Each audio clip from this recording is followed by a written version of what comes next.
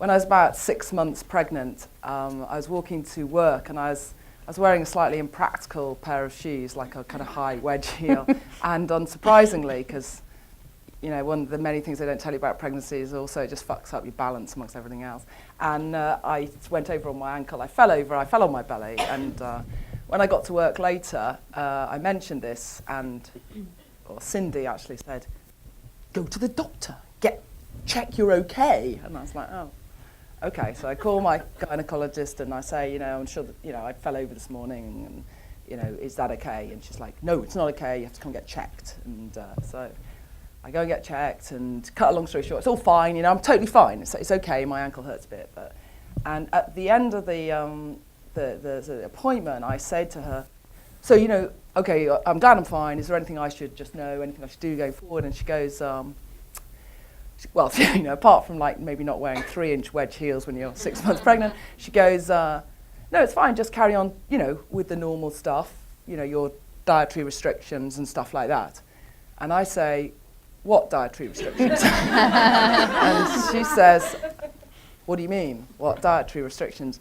And there's like one of those moments that I think, okay, this is a moment, and it's clear that she's thinking, what is this woman? And obviously, I know I'm not eating unpasteurized cheese, but there's a lot of other shit. You're supposed to apparently not be having caffeine and some kind of weird forms of shellfish that.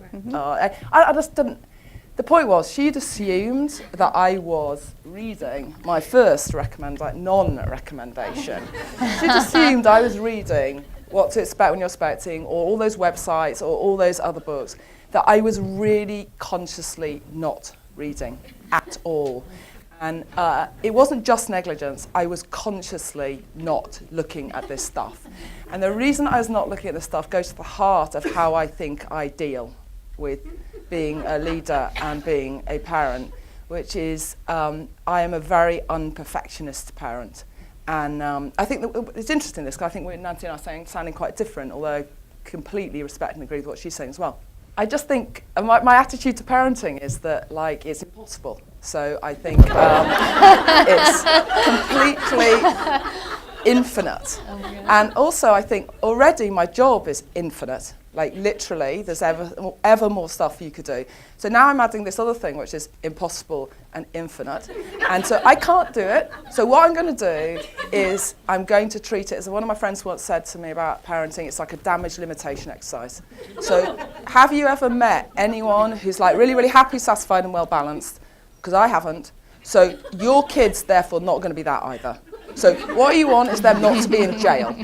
So go for that. And, it sounds like stupid, but I'm really serious about this. So I think there's a lot of stuff out there that is all about being really, really excellent at parenting, and I don't try and do it. So I don't want you to misunderstand this as the most important thing in my life is my children, which it is. I'm not, saying it for laughs. I mean it really profoundly. I don't do that stuff. And I don't, by the way, it's the same with the work thing. I don't read all those, how to be a great boss, how to be a fantastic leader, because it's exactly the same problem.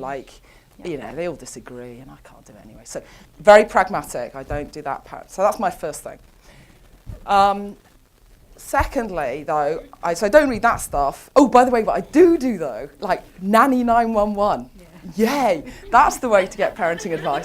It's really excellent, because not only does it give you really practical tips that actually work, but also it's TV, it's a show, and also shit parents. You're watching these cases, and no matter how much you think you haven't quite got it right, there's this family that's just totally going out of control, so you feel like, yes, I've got it covered better than I thought. What I do read, though, I do recommend you reading, not necessarily exactly this, but stuff like this. This is the brilliant autobiography of Katharine Graham. She is the first female Fortune 500 CEO in this company. She was the CEO and the head of the board at the Washington Post Company, including in the time in the 1970s when Watergate went down. So you can imagine, we have quite stressful jobs. She had a really stressful job, and she had a really complicated life as well. Her husband committed suicide, her dad gave, anyway, there's all this stuff. This is the 1970s, and she's the first Fortune 500 CEO. Being a female leader is, we're in beta. there isn't a model, there isn't a right. Listen to how much we've said different stuff already, and really embrace that about how to do it all, because we're not saying the same thing. So find the one that you want, because there's no right models, because none of us have got a clue. So just, no, go for it. It's good. It's good that there isn't perfection, and you can't find perfection. You can just find your way. This is a summary of, it's a really thorough and really approachable summary of all the supposed science of male-female differences. It just blows out the water the supposed innate differences between men and women and maleness and femaleness, including all that brain chemistry shit about, dispersed thinking and diffuse thinking versus focused thinking and everything. And the reason it's so fantastic and empowering to read stuff like that, to read the fact stuff, I just feel like we get caught in so much stuff which is about there is an innate truth about what women can do because they're female.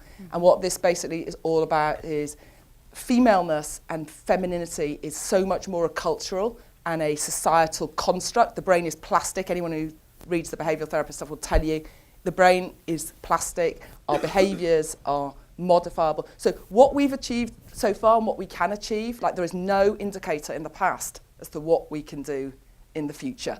And I just like that vibe. So, I realised, there's something I was going to say actually. Delusions of gender. It's called Delusions of Gender. I also think it's interesting, two things that are coming out of the themes of other people talking. One is about place and one is about time.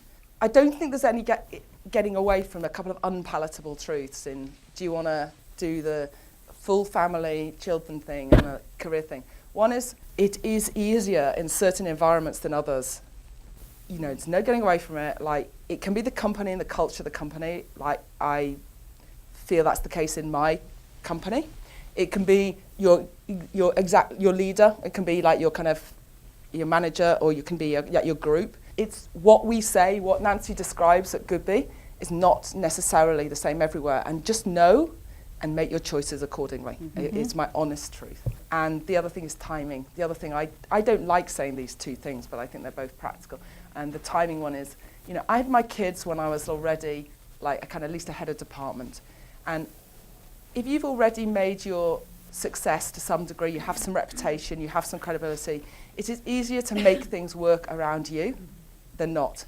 And I say, there is no hate in this, of course. It's like essentially saying delay something that's really important. And I don't really have the right to tell you to do that. That's your thing. But it's an undeniable truth that, if Nancy or Lynn or I, if someone says, you need to meet at 6:30 or 7, it's easier for us to say, I can't do it today, we'll do it at 9 tomorrow, than it is for the account manager that's 3 years in the business or that's just joined BBH and we don't know yet what they are.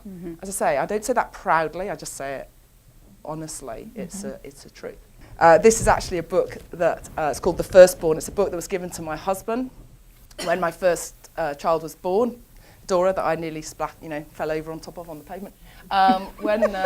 It's a very, very moving book. The point about it is, Damien said to me afterwards that it inspired him to be really, really actively engaged and accountable. The stuff that Sheryl Sandberg says about how partner choice helps. If you have a partner, if you're lucky to have a partner in your home relationship, one that helps, that is actively accountable for some stuff, as opposed to just gives you all that shit about, I really support you, I really support you. Like, that is useless.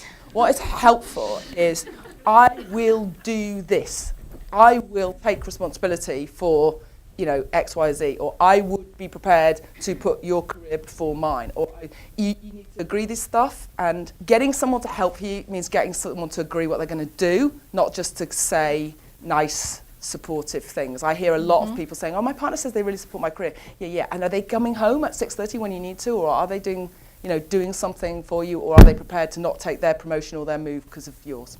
It comes down to actions. And then finally, this is Half the Sky. I bet half of you have read Half the Sky already. I guess I would just always tell people to read it. This book it's a brilliant, brilliant, brilliant book. It's a really page-turningly fantastic book. A couple of Pulitzer Prize-winning writers. It's about what they describe as the dominant human rights issue of our time, which is the mistreatment and oppression of women in the developing world. And aside from the fact that I just feel like it's so important, we should all read it. It's super, super cool, non-partisan, sort of not like sort of yeah, it's just not exploitative. It just also puts it all in perspective. I think another thing I feel about how I do things, you can hear like basically what I do is kind of have a certain attitude. That's really all I have. And part of my attitude is, come on, like we don't have big problems really. You know, we have first world problems, we have high quality problems, and a lot of women have much bigger, more profound stuff. And aside from that, to say, I think it's worth caring. It's like keeps it in perspective. I think. Also, your kids keep in perspective. My daughter goes to me the other day when I was saying, I'm doing this talk, you know, and it's about women and their roles and episodes. And I take this quite seriously now. You might think it's funny, Dora, but it's quite important to me. And she looked at me and she's like, well, okay, well. I said, well, don't you think it's quite important? Well, yeah, it's not like you do anything important. You work in advertising. So I was like, okay, yeah, all right, fair enough as well.